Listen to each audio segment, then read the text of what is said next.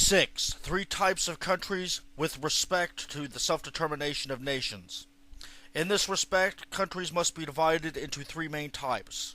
First, the advanced capitalist countries of Western Europe and the United States. In these countries, progressive bourgeois national movements came to an end long ago.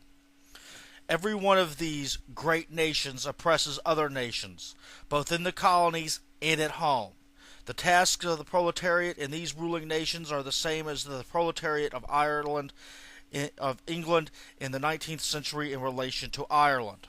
Secondly, Eastern Europe, Austria, the Balkans, and particularly Russia.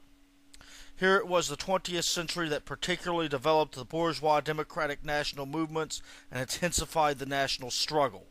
The task of the proletariat in these countries, both in completing their bourgeois democratic reforms and in rendering assistance to the socialist revolution in other countries, cannot be carried out without championing the right of nations to self-determination. The most difficult and most important task in this is to unite the class struggle of the workers of the oppressor nations with that of the workers of the oppressed nations. Thirdly, the semi-colonial countries such as China, Persia, and Turkey, and all of the colonies, which have a combined population of 1,000 million. In these countries, the bourgeois democratic movements either have hardly begun or still have a long way to go.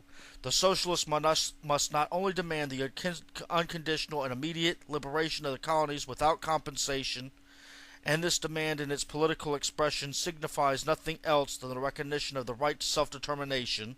They must also render determined support to the more revolutionary elements of the bourgeois democratic movements for national liberation in these countries, and assist their uprising or revolutionary war, in the event of one, against the imperialist powers that oppress them.